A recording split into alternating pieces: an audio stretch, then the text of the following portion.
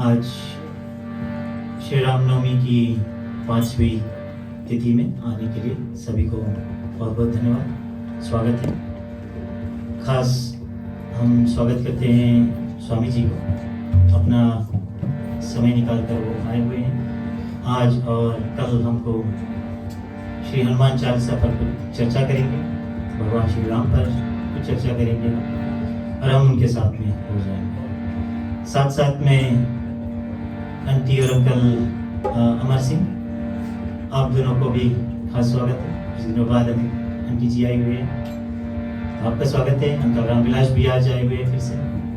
तो सभी को जय श्री सीताराम। चलो साथ में हम हनुमान चालीसा का पाठ करते हैं, फिर वहाँ से स्वामी जी आज की जो कार्यवाही है वहाँ से अपना प्रवचन सुनते। बोलो पवन सुत हनुमान की जय। श्री गुरु चरण सरोज रज, निज मन मुकुर सुधार। वरनहु रघुवर विमल जसु, जो दायक फल चारि। बुद्धिहीन तनु जानिके, सुमिरो पवन कुमार। बल बुद्धि विद्या देहु मोहि, हरहु कलेश विकार। जय हनुमान ज्ञान गुण सागर, जय कपीस तिहुँ लोक उजागर। रामदूत अतुलित बल धामा, अंजनी पुत्र पवन सुत नामा। महावीर विक्रम बजरंगी, सुमति निवार सुमति के संगी। कंचन वरण विराज सुबेसा, कानन कुंडल कुंचित केशा। हाथ गजर ध्वजा विराजे, कांधे मूंज जनेऊ साजे। शंकर सुवन केसरी के नंदन, तेज प्रताप महाजगवंदन। विद्यावान गुणी अति चातुर, राम काज करिबे को आतुर। प्रभु चरित्र सुनिबे को रसिया, राम लखन सीता मन बसिया। सूक्ष्म रूप धरि सियाहि दिखावा, विकट रूप धरि लंक जरावा। भीम रूप धरि असुर संहारे, रामचंद्र के काज सवारे। लाए सजीवन लखन जियाए, श्री रघुवीर हर्ष उर लाए। रघुपति कीन्हि बहुत बड़ाई, तुम मम प्रिय भरत सम भाई। सहस बदन तुमरो यश गावे, हस कहि श्रीपति कंठ लगावे। सनकादिक ब्रह्मादि मुनीसा, नारद शारद सहित अहीसा। ब्रह्म कुबेर दिगपाल कहाते, कवि कोविद कहि सकै कहाते। तुम उपकार सुग्रीव कीन्हा, राम मिलाए राजपद दीन्हा। तुम्हरो मंत्र विभीषण माना, लंकेश्वर भय सब जग जाना। सुख सहस्त्र योजन पर भानु, प्रिय मधुर फल जानु।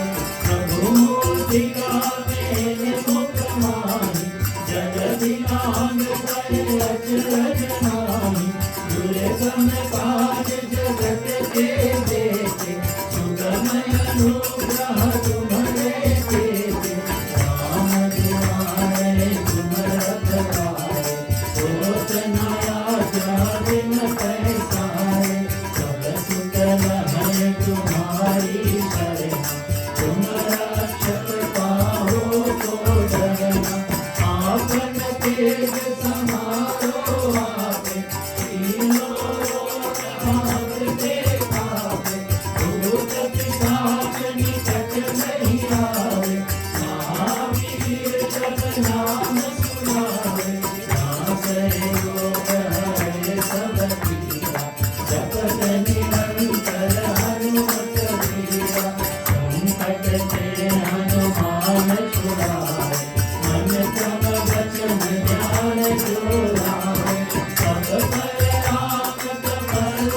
राजा, जिनके काज सकल तुम साजा, और मनोरथ जो कोई लावे, सोई अमित जीवन फल पावे। चारों युग बरसात तुम्हारा, हर कर सिद्ध जगत उजियारा। साधु संत के तुम रखवारे, असुर निकंदन राम दुलारे।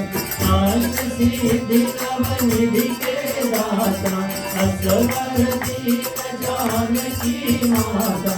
राम रसायन तुम्हारे पासा, सदा रहो रघुपति के दासा। तुम्हारे भजन राम को भावे, जन्म जन्म के दुख बिसरावे। अंत काल रघुवर जाय, जहाँ हमारी भक्त कहाय। और देवता चित्ता धरई, हनुमत से सर्व सुख करई। संकट कटै मिटै सब पीरा, जो सुमिरै हनुमत बलबीरा। जय जय जय हनुमान गोसाई, कृपा करहु गुरुदेव की नाई। जो सत बार पाठ कर कोई, छूटहि बंदी महासुख होई। होय पढ़ै हनुमान चालीसा, होय सिद्धि साखी गवरीसा। तुलसीदास सदा हरिकेरा, की जय नाथ जय महादेवा। पवन तनय संकट हरन, मंगल मूर्ति रूप। राम लखन सीता सहित, हृदय बसहु सुरभूप। सियावर रामचंद्र की जय, पवन सुत हनुमान की जय। उमापति महादेव की जय, राधे प्रिय कृष्ण चंद्र की जय। बोलो रे भाई सब संतन की जय।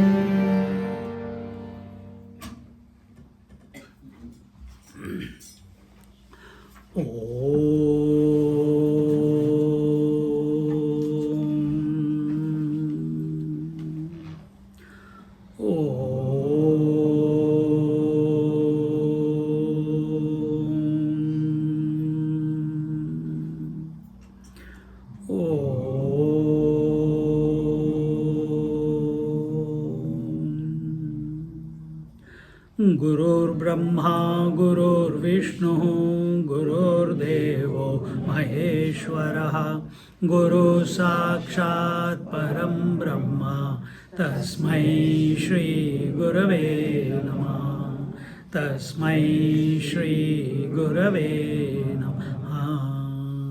रामाय रामभद्राय रामचन्द्राय वेदसे, रघुनाथाय नाथाय सीताय पतये नमः।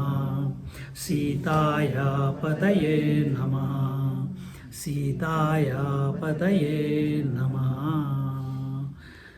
कुमति निवार सुमति के संति, तो हमने देखा पिछली बार ये वाली चौपाई, और सुमति के बारे में जब हम बात कर रहे थे हमने देखा कैसे उन्होंने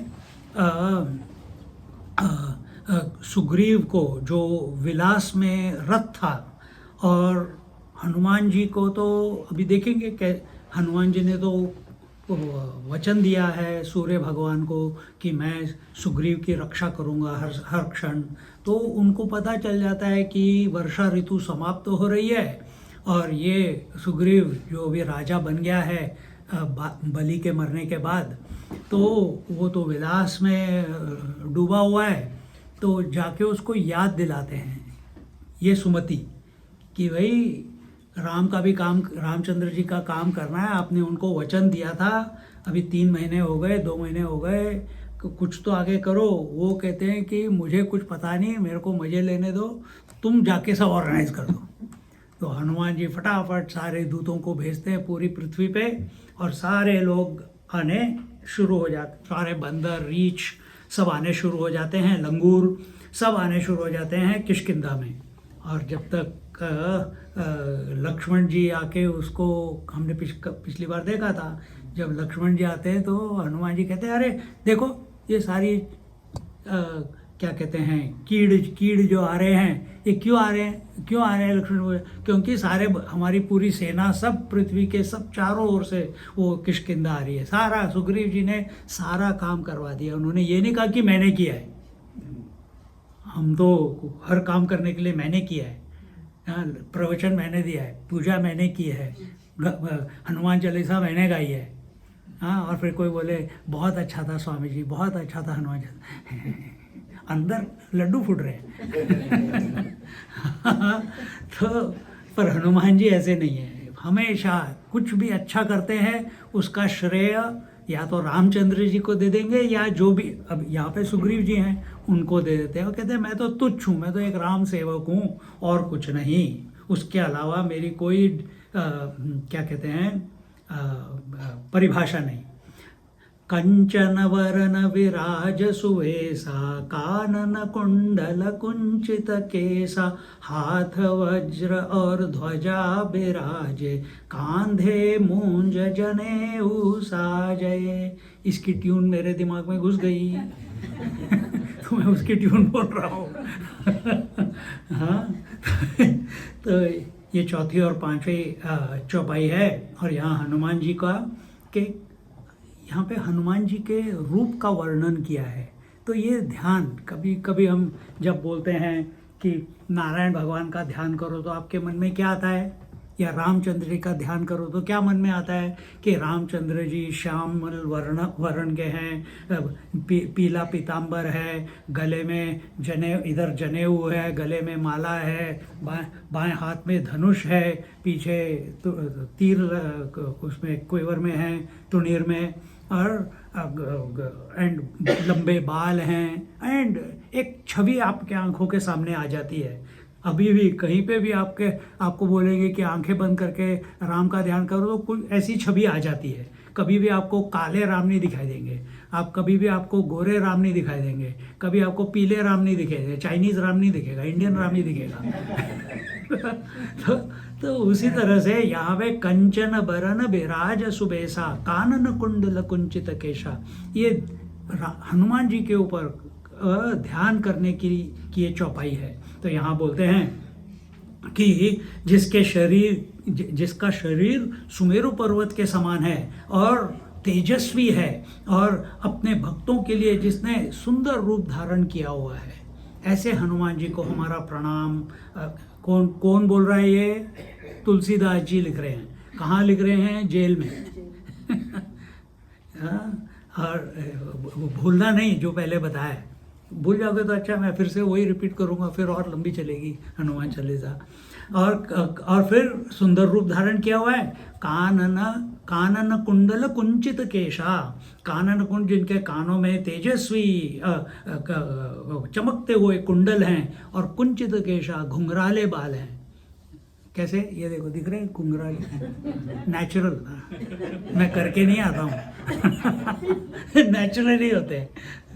तो लड़कियां काफ़ी जेलस रहती हैं लेडीज कि स्वामी जी आप करते कैसे हो? मैंने कहा मैं कैसे जानूँ, नेचुरल है।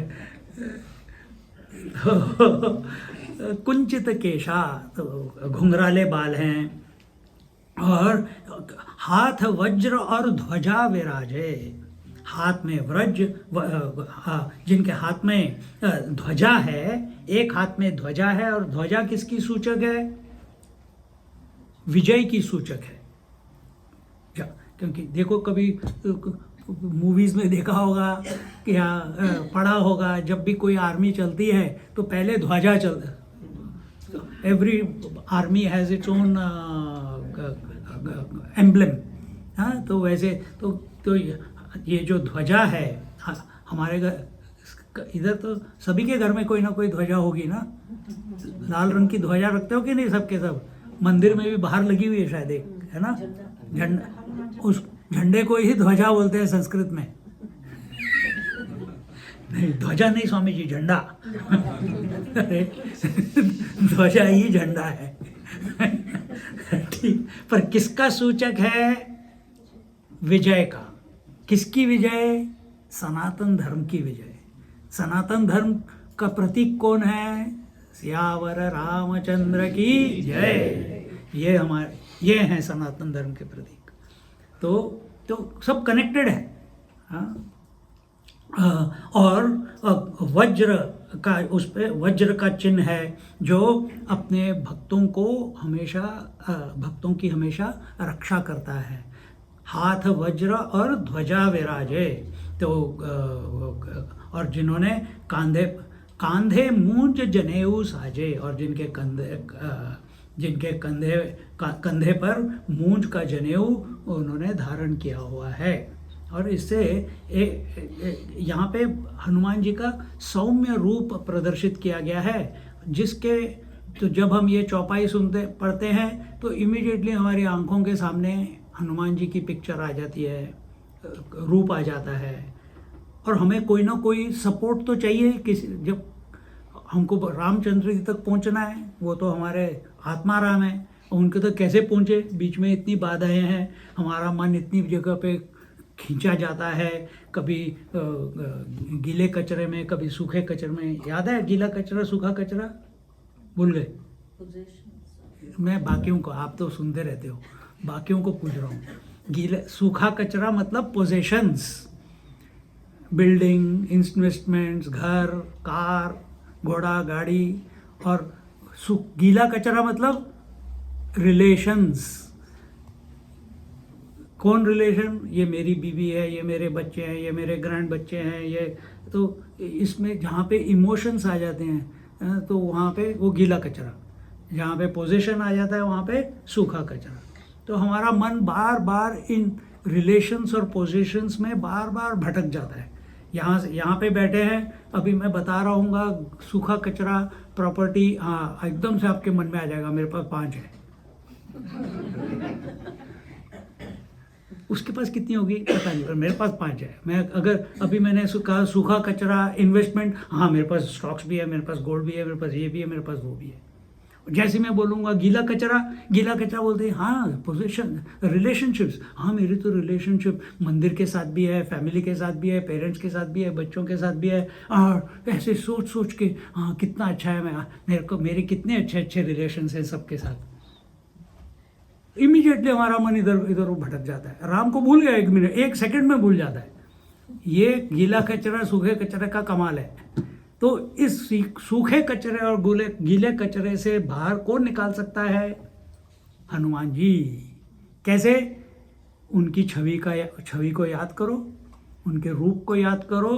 कंचन वरन बिराज सुबेसा, कानन कुंडल कुंचित केसा, हाथ वज्र और ध्वजा बिराजे, कांधे मूंज जनेऊ साजे।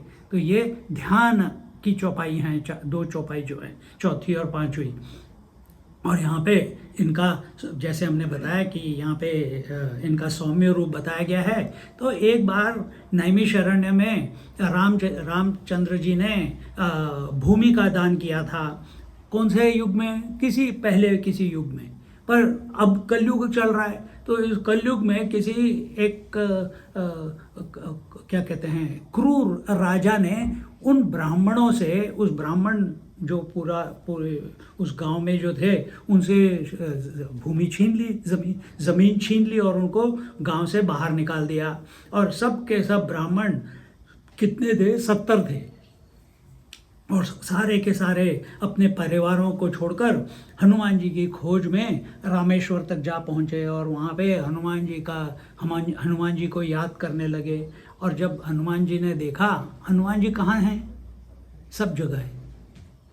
His capacity is to be everywhere.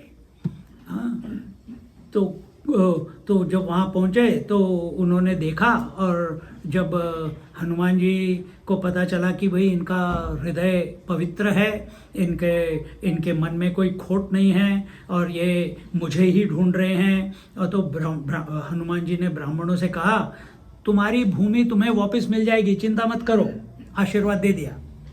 पर ये सारे 70 ब्राह्मणों ने कहा, भूमि छोड़िए, हमें आपके दर्शन करने हैं। और वो वाले सौम्य रूप के दर्शन करने हैं। अब इतनी दूर आए हैं और आपकी आवाज़ सुन ली, अब सिर्फ आवाज़ सुन के हमारे को तसल्ली नहीं हो रही है। हमें आपके रूप के दर्शन, कौन से रूप के दर्शन? जो आपने सीता जी को दिखाए थे। सीता जी को तो सबसे सुंदर रूप उन्होंने प्रेजेंट किया था, तो वो वाले दर्शन चाहिए। तो हनुमान जी ने कहा, यार ब्राह्मणों, कलयुग में उस सौम्य रूप के दर्शन बड़े मुश्किल से, इट्स इम्पॉसिबल, पर क्योंकि तुम्हारा चित्त शुद्ध है तो मैं तुम्हें अपना सौम्य रूप दिखा देता हूँ। और उन्होंने उनको अपना सौम्य रूप दिखाया और फिर उन सारे ब्राह्मणों को दिव्य चक्षु, जैसे इन भगवत गीता के 11वें अध्याय में अर्जुन जब पूछता है, भगवान 10वें अध्याय में भगवान कृष्ण ने अर्जुन को 70-72 बल दिया। हिमालय, पहाड़ों में मैं हिमालय हूँ, नदियों में मैं गंगा हूँ, मनुष्यों में मैं अर्जुन हूँ, पेड़ों में मैं वटवृक्ष हूँ, ऐसे बताते गए। 70-72 एग्जाम्पल्स दे दिए और कहते हैं कि मैं ऐसे बोलता रहूँगा और तू मज़े में सुनता रहेगा। और अर्जुन ने कहा, हाँ, पर ऐसे हो सकता है कि आप this can go on till eternity, अनंत काल तक आप ऐसे बोलते रहेंगे और मैं सुनता रहूँगा। तो मेरे को तो आगे भी सुनना है, क्या आप मेरे को एक क्या कहते हैं, कंसोलिडेटेड वर्जन में सब कुछ बता सकते हैं, सारा सब? तो भगवान कहते हैं, वो देखने के लिए तेरे पास आंखें नहीं है। तो उसको फिर दिव्य चक्षु देते हैं और फिर उसको विश्व रूप दर्शन देते हैं। वो देख के वो डर जाता है।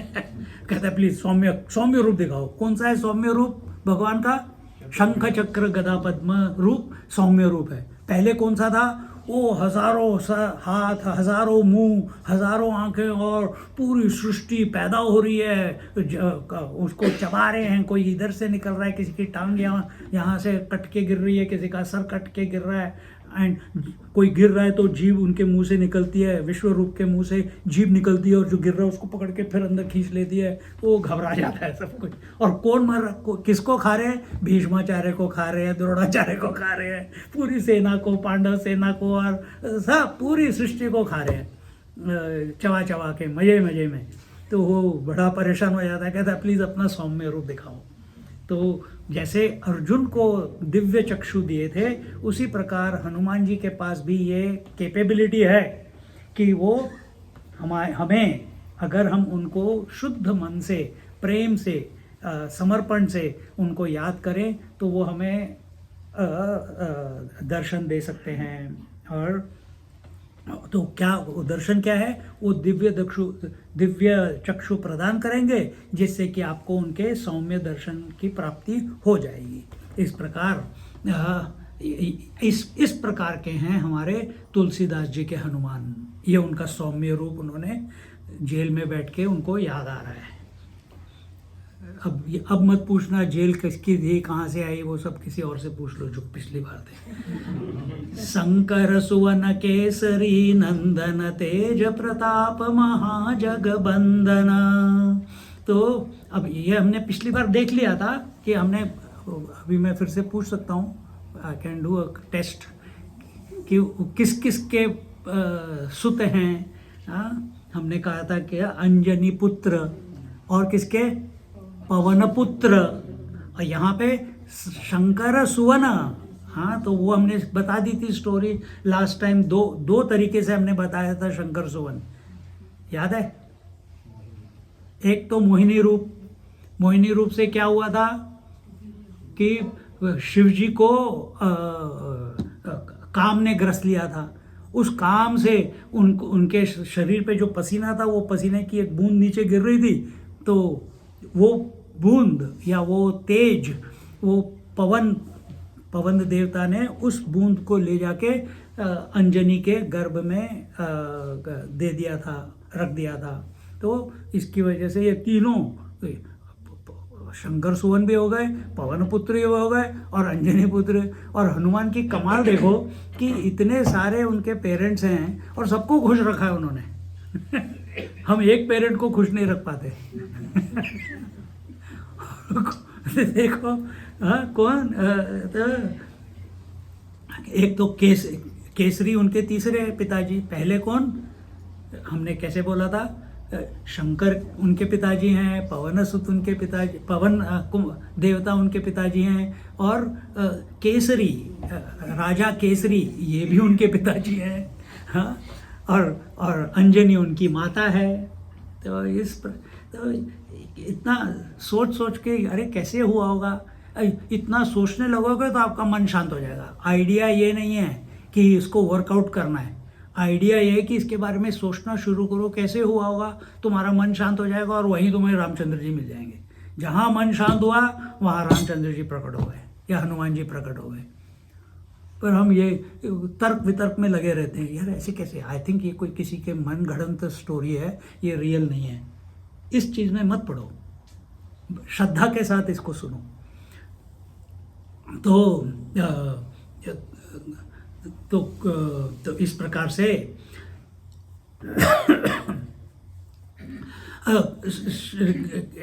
एक और तरीका हमने बताया था, एक और तरीके से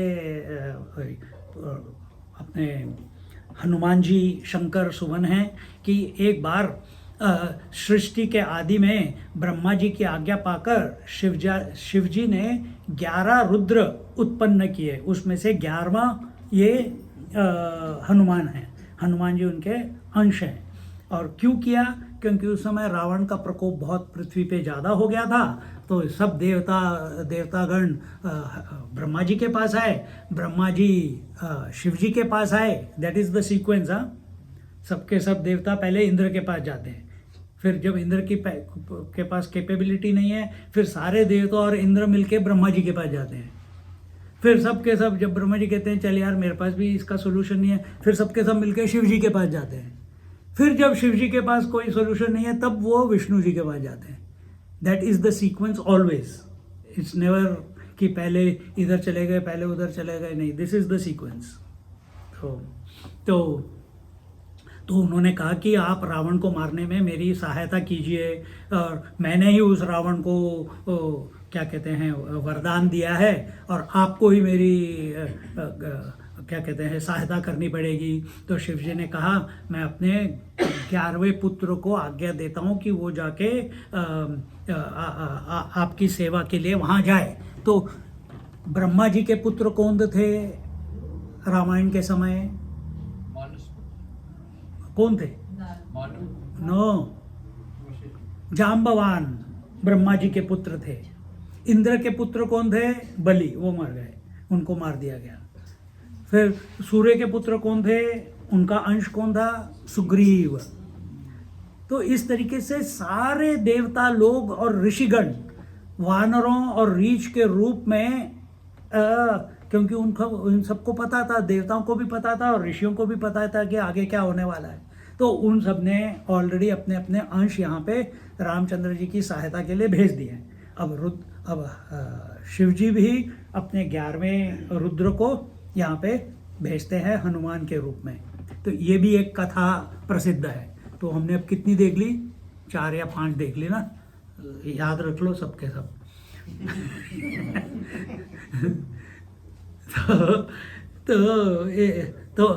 तो अपने और फिर अपने शरीर में से एक अंश निकाला।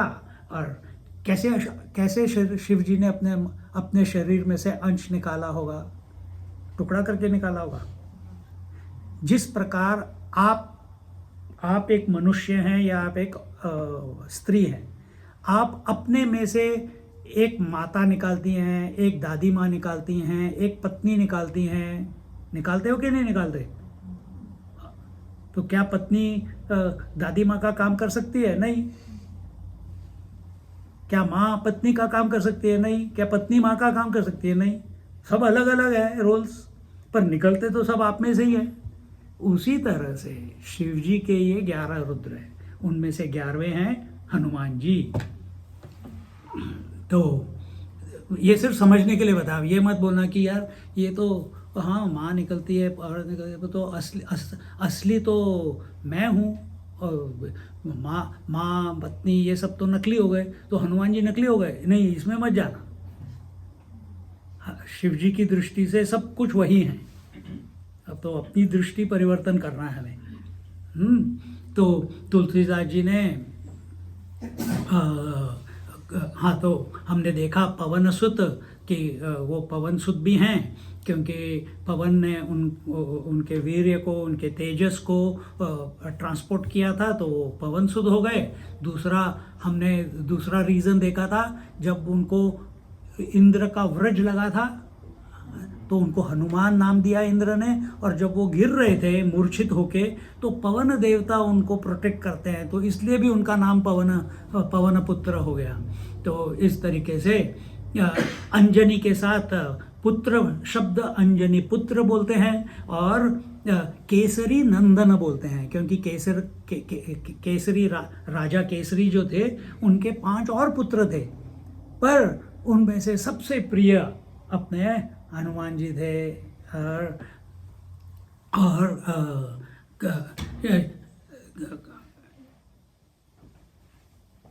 हाँ, तो एक राक्षसों का ग्राम था, और उधर नहीं, एक ग्राम में ऋषि लोग अपनी तपस्या कर रहे थे, और ये राक्षस लोग उनको तंग कर रहे थे। और उस समय केसरी, जो राजा केसरी थे, उन्होंने उन सब राक्षसों को मारकर ऋषियों को बचा लिया, और ऋषियों ने खुश होकर, प्रसन्न होकर राजा केसरी को आशीर्वाद दिया कि तुमको एक ऐसा पुत्र प्राप्त होगा जो संसार में प्रसिद्ध, बलशाली हो, ज्ञान बुद्धि बल से परिपूर्ण होगा, और राम जी का भी अनंत भक्त होगा। तो इसलिए हमें अपने जीवन में गीले कचरे के पीछे भागने की जगह, सूखे कचरे के पीछे भागने की जगह भगवान के पीछे भागो, संत समागम के पीछे भागो, सत्संग के पीछे भागो, तो कुछ पुण्य मिलेगा, कुछ परिवर्तन होगा। सत्संग सुनते कभी कईयों को तो प्रभु भगवान के दर्शन भी हो जाते हैं। तो यहाँ पे इन्होंने उनकी सेवा की इस तरीके से, उनके बचा के, और उन्होंने तो किसी एक्सपेक्टेशन के साथ नहीं किया था, ये तो उनका धर्म था, राजा थे, पर आशीर्वाद में क्या मिला? ऐसा गुणवान पुत्र। और इसलिए यहाँ उनको बोला गया है केसरी नंदना। अंजना, हमने बताया था पिछली बार लास्ट क्लास में, अंजना ब्रह्मा जी की पुत्री थी। और वहाँ से जब इसकी शादी हुई, जब ये पृथ्वी पे आई शाप की वजह से, तो जब आई तो बहुत सारा दहेज लेके आई, और उसकी शादी किसके साथ हुई अंजना की? के राजा केसरी के साथ, isn't it? ये दोनों माता पिता हैं। तो जब आई तो केसरी को प्रसन्नता बहुत नहीं हुई। उन्होंने कहा कि यार इतना पैसा लेके आइए, अभी तो आशीर्वाद मिला है इनको कि मेरे को गुणवान पुत्र पैदा होगा, जो राम भक्त होगा, ऐसे एक्सेट्रा एक्सेट्रा, जो बलशाली होगा। तो जब देखा कि शादी हुई और पत्नी आई और इतना सारा दहेज घर से लेके आई है, ब्रह्मा जी तो सृष्टि करता है, जितना चाहिए ले जा भाई। हाँ, पर इनके पति जो थे केसरी, इनको प्रसन्नता नहीं हुई, लंबा मुंह करके खड़े थे कि ये सब किस लिए लेके आए हो। तो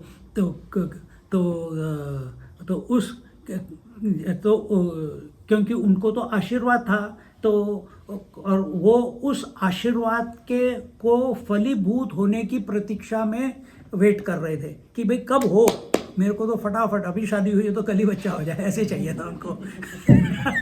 और वैसे ही होता है, हनुमान जी का कोई जेस्टेशन पीरियड नहीं है 9 महीने का।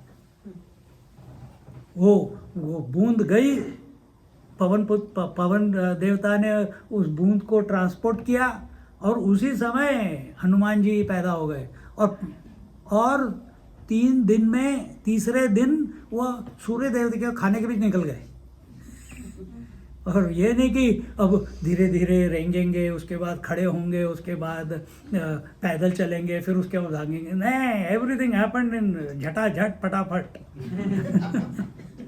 No wasting time.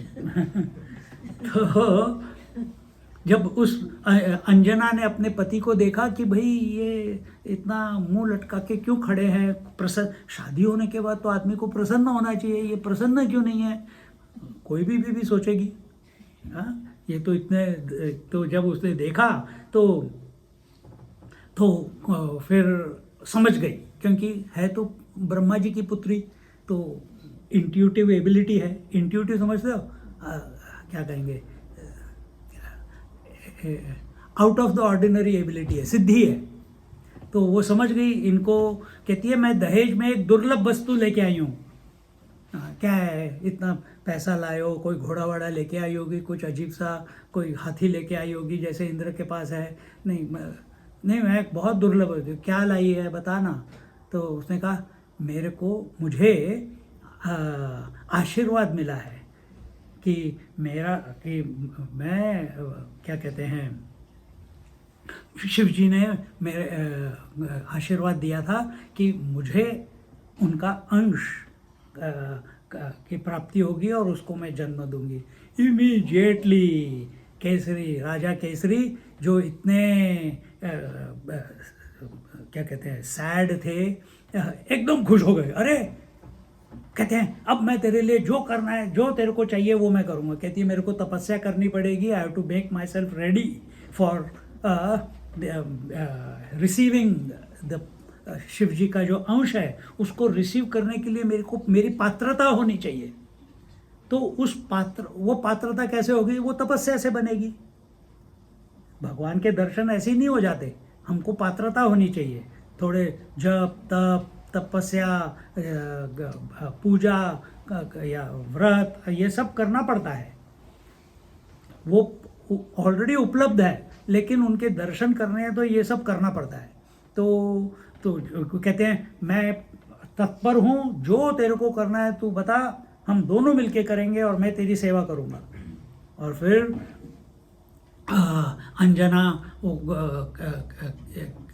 वहाँ से ये दोनों के दोनों कहाँ पे थे, ये दोनों सुमेरु पर्वत पे। फिर वहाँ से ये सब के सब किष्किंधा आ गए। कौन? केसरी, राजा केसरी और अंजना, ये सब किष्किंधा आ गए। और वहाँ मतंग ऋषि के आश्रम में 1000 वर्ष, और वेंकटेश्वर पर्वत मतलब कहाँ पे? बालाजी तिरुपति, उस पहाड़ के ऊपर 100 वर्ष, ऐसे 1100 वर्ष तक उन्होंने तप किया। किसने? दोनों ने। अब गर्भ में तो अंजना धारण करने वाली है, फिर पति को क्या करने की जरूरत है? उसकी भी जरूरत है। देखो, अगर पायसम सिर्फ कौशल्या माता को खाना था तो दशरथ जी को हवन होम करने की क्या जरूरत थी? है?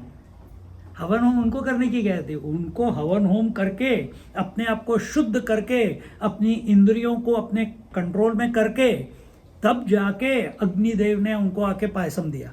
ऐसी थोड़ी ना कोई मिल जाता है कि नहीं?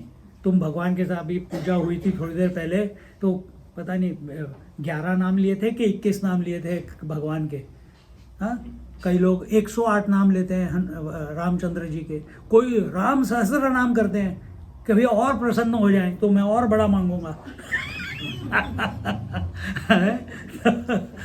तो कुछ मांगना है तो पहले उसको खुश करना पड़ता है कि नहीं? वो खुश कैसे करना है? कुछ लोग खाना पकवान वगैरह बना के गणपति जी को मोदक दे दो, वो खुश हो जाते हैं। हनुमान जी के लिए कैसे खुश करें? उनको कैसे खुश करोगे? राम नाम ले लो, वो खुश हो जाते हैं। तो यहाँ पे शिव जी को प्रसन्न कैसे? वो तो रहे, उनको कुछ भी नहीं चाहिए, वो तो नहाते भी नहीं, उनको माला नहीं चाहिए, उनको पूजा नहीं चाहिए, कुछ नहीं। तो क्या करना है? तपस्या करो। तो ये सबके सब दोनों मिलके तपस्या किए उन्होंने। और केसरी ऐसे 1100 वर्ष उन्होंने तप किया। और और केसरी ने भी जो कुछ भी करना था अंजना को, उसकी सेवा की, और जो जो आवश्यकताएं थी वो सब उन्होंने पूरी की। और इन 1100 वर्ष के पूर्व, तपस्या के पूर्व, उसके फल स्वरूप हनुमान जी को केसरी नंद कहा गया। तब जाके हनुमान जी पैदा हुए और उनको नाम ही मिल गया केसरी नंदन। अंजनी पुत्र केसरी नंदन। और इस प्रकार तेज प्रताप महाजगवंदन, तेज प्रताप जो अपने महान तेज और प्रताप के कारण संपूर्ण जगत में वंदनीय है। कौन? हनुमान जी। तेज प्रताप। तेज कैसे आता है? सूर्य का तेज। कोई किसी ने उसको उधर इंट्रोड्यूस किया है, कोई उधर रब कर रहा है, फ्रिक्शन क्रिएट कर रहा है, सहज है। सूर्य का क्या क्या क्या कहते हैं, उसका नेचर ही है कि उसका तेज और किरणें। उसी तरह से हनुमान जी भी, एक तो वो ब्रह्मचारी हैं, एक वो राम भक्त हैं, एक वो शंकर सुमन हैं, एक वो पवन पुत्र हैं, एक वो अंजनी पुत्र हैं, एक वो केसरी नंदन हैं। अब इतने सारे आशीर्वाद उनको मिले हुए हैं, इतनी सारी उनकी क्या कहेंगे, इतने तरीक़ों से हम उनको जानते हैं। तो उनका तेज अतुलनीय है, क्योंकि हमने और भी कुछ देखा है क्या, कि सारे देवताओं ने, सारी देवियों ने उनको अपना तेज जो था वो आशीर्वाद के रूप में उनको दिया हुआ है। तो उनके ही is not incomplete. Hanuman ji is completely पूर्ण, कुछ भी उनमें लैकिंग नहीं है। तो और यहाँ पे एक स्टोरी आती है कि हाँ, भजन करते हैं, करो। नहीं, अच्छा पॉइंट है। फिर नेक्स्ट स्टोरी शुरू हो रही है, इसलिए शिफ्ट किए क्या यहाँ पे? मैंने ध्यान दिया, लेकिन मैं पता नहीं मेरे पीछे आके क्यों देख रहे। मैं भी लेक्चर देना होगा पीछे से।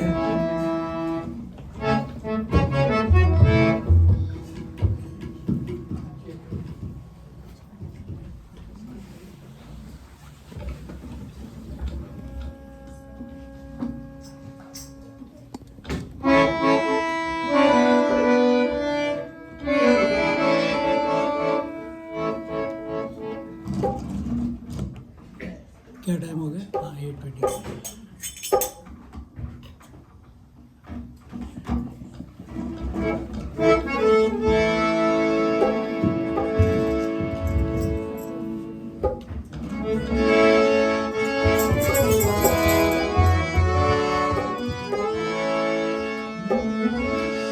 तुम दर्शन हमें देना रामा,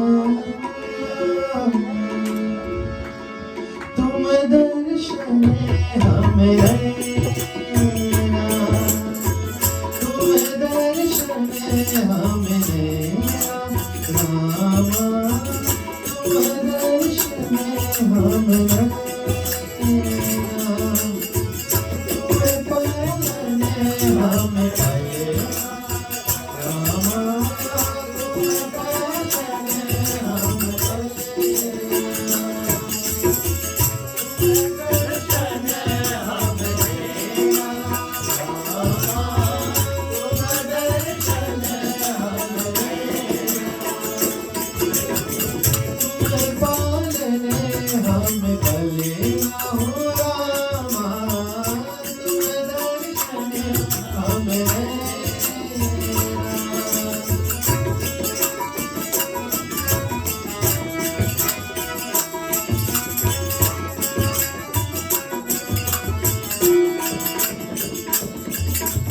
रोशनिया की कोख से तुमने जन्म लिया है ऐसे, सुख समृद्धि की गंगा के मुख से जन्मे जैसे, सरजू के तट झूम के गाए पल पल आज बिताई, जुग जुग अखियां तरसी है जब खड़ी है पावन आई, मिल गए मन को चैन रामा, तुम दर्शन हमें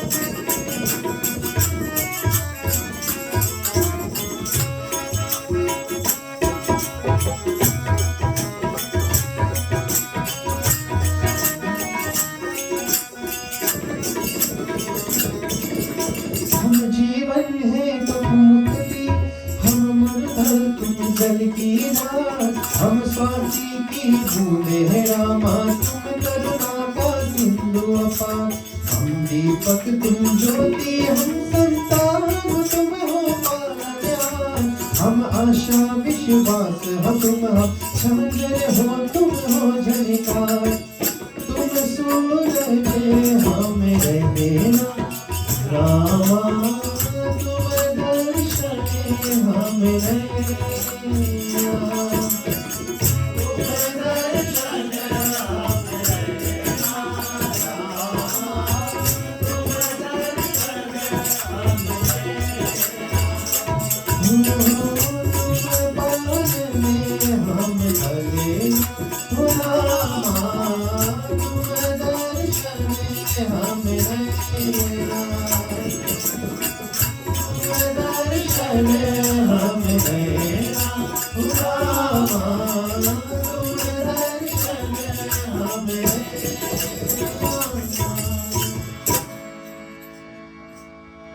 बोलो सियावर रामचंद्र की जय, सूर्य भगवान की जय।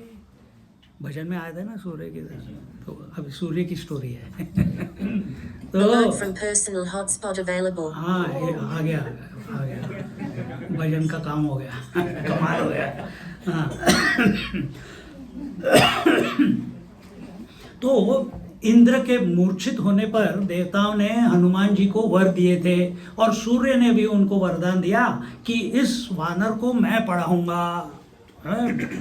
क्योंकि पवन जी से परेशान हो, पवन देवता ने थोड़ा सब रुक गए तो सबके प्रॉब्लम आ गई, तो इसलिए उन्होंने आशीर्वाद दे दिया कि मैं इसको पढ़ाऊंगा। और 5 वर्ष की अवस्था जब थी हनुमान जी की, तो 3 वर्ष की अवस्था थी तब हनुमान जी ऊपर गए थे खाने के लिए। ये 5 वर्ष ही, 5 दिन के थे शायद, 3 वर्ष के भी नहीं, 5 दिन के थे। तो ये 5 वर्ष जब हुए तो हनुमान जी सूर्यदेव जी के पास गए और वहाँ नमस्कार करके कहा कि मुझे पढ़ाइए प्लीज़।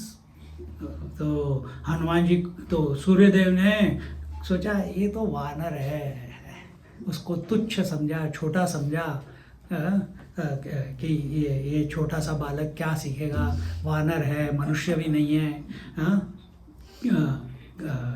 तो ऐसे समझकर वो थोड़ा उसको डिली डैली कर रहे थे। कल आ जा, परसों आ जा, थोड़ी देर में, तो ऐसे उनके मन में विचार चल रहे थे। तो फिर उन्होंने कहा कि सोचा कि क्या बोलो इसको, तो कहा उन्होंने हनुमान जी को कहा कि मेरा तेज जो है तुम सहन नहीं कर पाओगे हनुमान जी। हनुमान तो 5 साल के हैं, तो जी कौन बोलेगा उस समय। हनुमान तुम मेरा तेज सहन नहीं कर पाओगे और तुम अगर मेरे पीछे पीछे आओगे, क्योंकि तुम सामने रहोगे तो तुम जल जाओगे। तुम कहोगे कि मैं पीछे आऊँगा, तुम पीछे भी नहीं, पीछे रह के गुरु के पीछे बैठ के, इधर आ जाओ भाई। गुरु के पीछे बैठ के ज्ञान अर्जित नहीं किया जाता, निषेध है। कहाँ बैठना होता है? आगे। कहाँ? सर पे नहीं।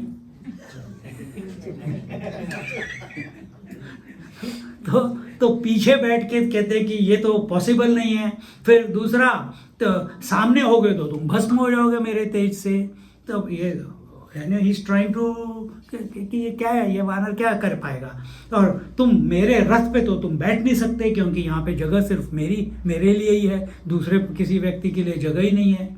फिर और उसके लिए कोई तो और गुरु के, और अगर मैं थोड़ा सा इधर उधर साइड में सरक भी जाऊं और थोड़ी सी जगह बन भी जाए तो गुरु के साथ बैठ के कभी ज्ञान अर्जित नहीं करना चाहिए, चरणों में बैठ के लेना चाहिए या उनके सन्मुख हो रहना चाहिए। तो ये भी पॉसिबल नहीं है कि तुम मेरे साथ बैठो और मैं मुड़ के तुमको पढ़ाऊंगा क्या, ऐसे तो नहीं होएगा। सामने हो, ऐसे जैसे बैठे हो आप सब वैसे ठीक है। अब मैं यहाँ पे इनको तो देख ही नहीं सकता, ये सब मेरी छाया की तरह है पीछे, राहु केतु।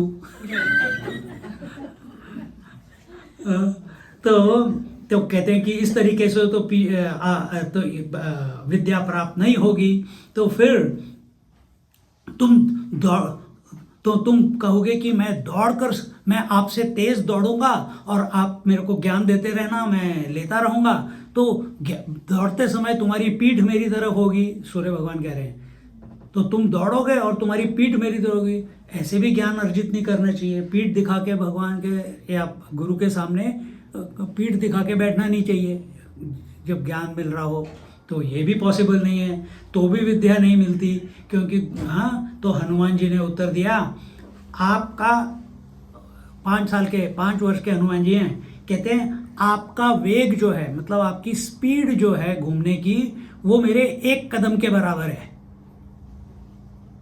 ये चक्कर में आ गए, ये क्या हुआ? ये तो सोच रहे थे कि ये वानर का पुत्र है, वानर पुत्र है, वानर जाति का है, ये कैसे बोल रहा है कि ये मेरे 1 कदम के बराबर है? कहते हैं मैं पीछे पीछे पैर करके चलता रहूँगा, मेरा शक्ल और मेरी यानी my front body it will be facing you, और आप मेरे को देते रहिएगा, मैं आपके सन्मुख रहूँगा, और पीठ दिखाने का कोई सवाल ही नहीं, क्योंकि I can handle your speed, कोई प्रॉब्लम नहीं है। 5 वर्ष के हनुमान जी बोल रहे हैं, और मैं इस तरीके से और जब मैं उल्टा चल रहा हूँ आपको देखते हुए, तब मेरी श्वास भी नहीं बढ़ेगी। नहीं तो हम थोड़ा सा चलते तो ऐसे करते हैं ना, तो ऐसे जब करते हैं तो हम थक गए तो हमारा एकाग्र चित्त नहीं रहता, हमारा ध्यान सांस के ऊपर जाता है। कहते हैं मैं ऊंची श्वास भी नहीं लूँगा, मैं नॉर्मल चलता रहूँगा, एक जैसे कि I am strolling in the garden, आप मेरे को सिर्फ पढ़ाते चलो। तो अब रह गया आपका तेज, कि आप कह रहे हो कि आपका तेज मैं सहन नहीं कर पाऊँगा, कहते हैं मैं आपका तेज सारा हरण कर लूँगा। अब उनको टेंशन आ गया। तो वो कहते हैं, हनुमान जी 5 वर्ष के हनुमान जी कहते हैं कि मेरे तेज से आप प्रकाशित होंगे, आपके तेज से मैं भस्म नहीं होऊंगा, मैं आपका तेज हरण कर लूंगा, और मेरे तेज से आप प्रकाशित होंगे। ये तो गुरु महाराज की तो नौबत आ गई, ये तो शिष्य कुछ विरला ही निकल रहा है। तो इसकी भी चिंता आपको नहीं करनी चाहिए। तो इस तरीके से हनुमान जी बुद्धि और बल दोनों में प्रतापी हैं, और देव असुर गंधर्व किन्नर इन सब से प्रभावित हो चुके हैं, क्योंकि उनका प्रताप जो है क्या कहते हैं, इतना विख्यात है कि इसीलिए यहाँ पे हनुमान जी को जग, यहाँ पे जो उन्होंने जो चौपाई में लिखा था, क्या था वर्ड, तेज प्रताप महाजगवंदन। तो महाजग, जग मतलब सिर्फ ये मनुष्य लोक नहीं, जग मतलब 14 लोक, 7 नीचे तल सुतल वितल तलातल रसात, जो भी सब तल हैं, फिर बीच में आती है पृथ्वी, और पृथ्वी के ऊपर आता है भूर्भुवः स्वः महाजनात् तपः सत्यम, सत्यम में ब्रह्मा जी रहते हैं, और बीच में सारे ये जो भी नाम बताए, किन्नर गंधर्व पितृगण इंद्र भगवान एक्सेट्रा एक्सेट्रा तपस्वी। तो इस प्रकार अब 7वीं चौपाई अपने पास टाइम है, थोड़ा सा चैंट कर लेते हैं, उसके बाद अगली बार देखेंगे। विद्यावान गुणी अति चातुर, राम काज करिबे को आतुर। विद्यावान क्यों? क्योंकि 64 नारद जी के पास भी है, 64 ना, 64 ना, हाँ, पता नहीं यहाँ पे बताया था, कहाँ बताया था। नारद जी भी 64 कला में निपुण हैं, हनुमान जी के पास भी 64 कलाएं हैं, इसीलिए विद्यावान। और इस बात का नारद जी को अहंकार हो गया था। कहते हैं नारायण भगवान, मेरे को तो, मैं तो सारे विद्याओं को जानता हूँ, कुछ है ही नहीं इस सृष्टि में जो मैं नहीं जानता, पर एक चीज़ नहीं जानता। क्या? भगवान स्माइल करने लगे, मैं आपकी माया को नहीं जानता। तो मेरे को बताइए ना, माया क्या है? कहते हैं वो मैं बाद में बताऊंगा, अभी मेरा काम कर। ये नीचे वो शादी हो रही है किसी एक राजकुमारी की, उसको बोल नारायण भगवान जी का आशीर्वाद है, जाके he is a messenger, Narad मुनि, ये मैसेज दे के आओ। उधर जाते हैं और नारद मुनि को उस राजकुमारी से ही प्यार हो जाता है। और फिर आके बोलते हैं मेरे को उससे प्यार हो गया है, मेरे को अपने जैसा रूप दे दो, मैं तो आपका बड़ा भक्त हूँ। तो उधर एक स्टोरी बताई है ना मैंने पहले, हाँ, तो फिर ठीक है। तो इवेंचुअली तो वो तो फिर भी भ्रमित हो गए थे, हनुमान जी नहीं भ्रमित होते। नारद जी भ्रमित हो गए थे, हनुमान जी भ्रमित नहीं होते। क्योंकि तो 64 कला, 14 विद्या और वेद, उपवेद, अष्ट ऐश्वर्य, योग विद्या, ज्योतिष विद्या, इन सब से पूर्ण है Hanuman ji. He is lacking in nothing. राजनीति, आयुर्वेद, ज्योतिष, वेद, कल्प, सब कुछ कुछ भी उनमें कम नहीं है। ही इज अ पूर्ण पुरुष, गुणी, सब गुणों से संपन्न भी हैं और प्रत्येक कार्य में सावधानी से बर्ताव करते हैं और आगे पीछे की सोच लेते हैं झटके में। वो कैसे सोचते हैं? अभी भजन करने हैं, 10 मिनट और है, ग्रेस पीरियड। ओके। सो हनुमान जी ने 14 दिनों में, हनुमान सूर्य के पास खड़े थे ना सामने, तो 14 दिनों में उन्होंने 14 विद्याओं को प्राप्त किया। और सूर्य तो हताश हो गए, यार ये कैसा स्टूडेंट मेरे को मिला है कि 14 दिन में 14 विद्याएं, एक दिन में सारी विद्या ग्रास्प कर रहा है मेरे पास। और वो कह रहे मेरे को और सिखाओ, मेरे को और सिखाओ, इसके पास कुछ और सिखाने के लिए नहीं है। तो इनको टेंशन हो गई तो कि ऐसा इनको कभी स्टूडेंट अपनी ज़िंदगी में नहीं मिला था सूर्यदेव को।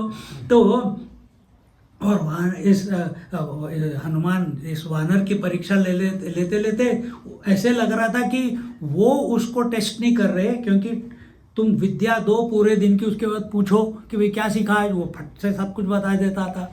और फिर जितना उनको एक्सपेक्टेशन ही था उससे ज़्यादा पूछ लेता था, जिसका आंसर सूर्यदेव के पास नहीं था। तो उनको टेंशन हो गई, ये क्या हो रहा है। तो ऐसे लग रहा था कि परीक्षा हनुमान जी नहीं दे रहे, सूर्यदेव जी दे रहे हैं हनुमान जी को परीक्षा। तो सूर्यदेव ने भगवान को बुलाया और उनका आह्वान किया और उनको कहा कि भाई इस वानर को मैं कहाँ पे कैसे पढ़ाऊँगा मैं उसे। और वो क्योंकि जब मैं उसको पढ़ाता हूँ और मैं उससे कुछ पूछता हूँ तो वो, और जब वो कुछ आगे की बताता है मेरे पढ़ाने के अलावा, तो मेरे को ही समझ नहीं आता कि वो क्या बोल रहा है। पर मुझे ये लगता है कि वो ठीक बोल रहा है, पर मेरे को समझ नहीं आता, क्योंकि सूर्यदेव जो है ये आदि भौतिक सत्य है। आदि भौतिक मतलब ग्रॉस, भौतिक मतलब बाहर का जो है। हाँ, पर हनुमान जी तो तीनों लोकों के परे हैं। सूर्य सिर्फ बाहर है, हमारे अंदर सूर्य कहाँ है? हमारे अंदर सूर्य कहाँ है? मैं पूछ रहा हूं, बताया होगा मैंने कभी ना कभी, इतने सालों से आ रहा हूं। नहीं, तुम जो रेगुलर सुनते मत बताओ। हाँ दिनेश जी, सूर्य नाम है आपका। आध्यात्मिक सूर्य कहाँ है? हाँ, आंख में से कौन सी आंख में?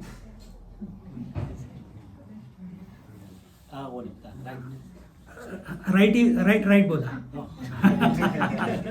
राइट आंख में सूर्य है, लेफ्ट आंख में चंद्रमा है। तो पावरफुल कौन हुआ? बाहर का सूर्य पावरफुल हुआ कि आंख का सूर्य पावरफुल हुआ? उस सूर्य जिसकी मिलियन डिग्रीज टेम्परेचर है, उसको कौन प्रकाशित कर रहा है? ये आंख कर रही है। इससे भी तेज सूर्य कौन सा है? आत्मा का सूर्य, अंदर जो है जीवन, चैतन्य, कॉन्शियसनेस। तो अपने को होलसमली समझना है। और हनुमान जी ये सब जानते हैं, सूर्य भगवान नहीं जानते, वो सिर्फ बाहर ही लटके हुए हैं। तो उन्होंने कहा कि मेरे को समझ नहीं आता। जब वो उत्तर देते हैं मेरी प्लीज़ राज रख लो, यह तो गुरु शिष्य परंपरा की तौहीन हो रही है। यहाँ पे मैं गुरु स्टूडेंट की परीक्षा लेता है और यहाँ पे स्टूडेंट जब बोलता है तो गुरु की परीक्षा चल रही है। ये तो कुछ गड़बड़ चल रहा है यहाँ पे, इसको कुछ तो जब ऐसे बोला तो भगवान ने हनुमान जी की सारी विद्या लुप्त कर दी, और तब हनुमान जी ने क्या कहते हैं राम जी को याद किया, क्योंकि हनुमान जी तो हर साइकिल ऑफ क्रिएशन में आते हैं ना। साइकिल ऑफ क्रिएशन क्या हो गया? सतयुग, त्रेता युग, द्वापर युग, कलयुग। हर द्वापर युग में, हर त्रेता युग में हनुमान जी और रामचंद्र जी आते हैं। इसीलिए अलग अलग कहानियां हैं जो हमको कुछ पता है, कुछ नहीं पता है।